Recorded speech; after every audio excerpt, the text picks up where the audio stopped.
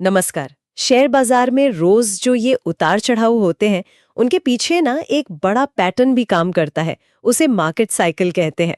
आज हम इसी पर थोड़ी गहराई से बात करेंगे। हमारे पास दो अच्छे स्रोत हैं। एक तो सैमको सिक्योरिटीज का यूट्यूब वीडियो है और दूसरा चार्ल्स श्वाब का एक लेख। कोशिश ये समझने की है कि ये बाजार के चक्र, ये साइकिल्स आखिर काम कैसे करते हैं। जैसे आप सोचिए, मौसम बदलते हैं ना, गर्मी, बरसात, सर्दी। बिल्कुल। तो कुछ वैसा ही स्टॉक मार्केट के साथ भी होता है। उसके भी अपने चरण, अपने फेज होते हैं। हाँ, बिल्कुल होते हैं। तो आज देखेंगे कि ये कौन से चरण हैं और इन्हें अगर हम पहचान पाएं तो उससे कुछ मदद मिल सकती है क्या। चलिए शुरू करते हैं।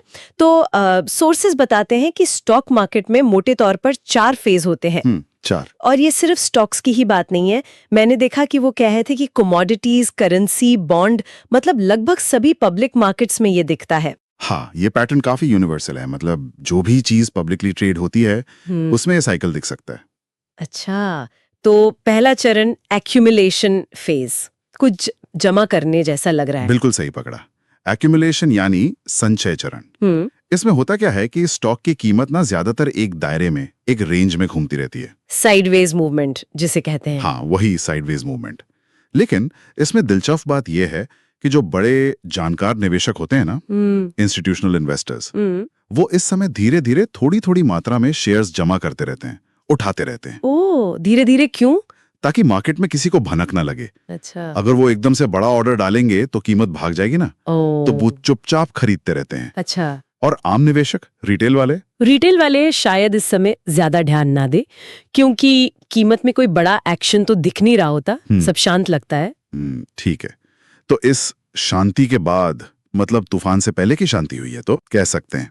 इसके बाद आता है दूसरा फेज, मार्कअप फेज। अब गाड़ी तेज चलेगी। मार्कअप यानी अब भाव ऊपर जाएगा। एग्जैक्टली।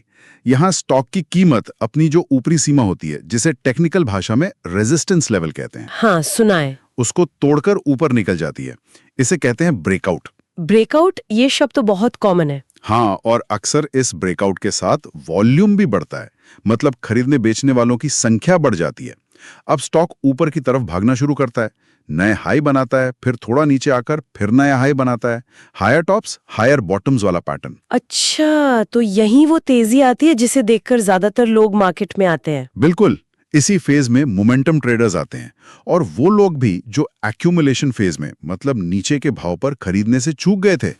अब स्टॉक खबरों में आने लगता है, सबका दुलारा बन जाता है। लेकिन कोई भी तेजी हमेशा तो नहीं चलती। मतलब ये बढ़त कब तक?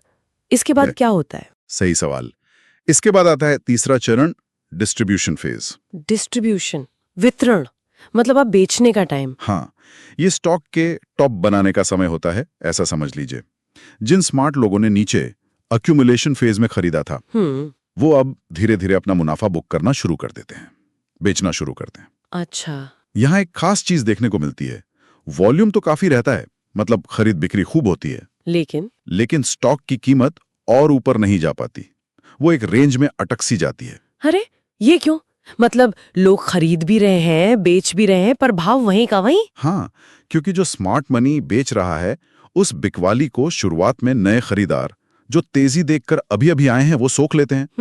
पर धीरे धीरे बेचने वालों का प्रेशर इतना बढ़ जाता है कि स्टॉक का ऊपर जाना बंद हो जाता है।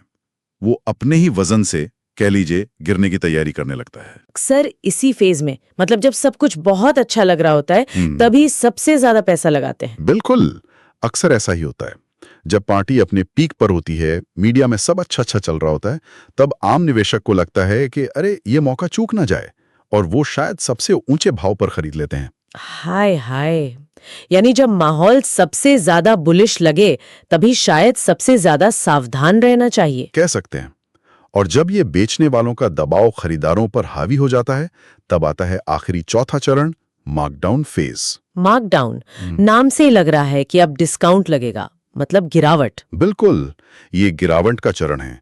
अब जिन लोगों ने ऊपर डिस्ट्रीब्यूशन फेज में खरीदा था, वो फंस गए। वो अब नुकसान से बचने के लिए डर के मारे बेचना शुरू कर देते हैं। पैनिक सेलिंग होती है, और क्योंकि बड़े निवेशक तो पहले निकल चुके हैं, तो खरीदार कम होते हैं। हाँ, खरीदार कम होते हैं और बेचने वाले ज्यादा। तो जाहिर है कीमतें तेजी से गिरती हैं, अक्सर भारी वॉल्यूम के साथ।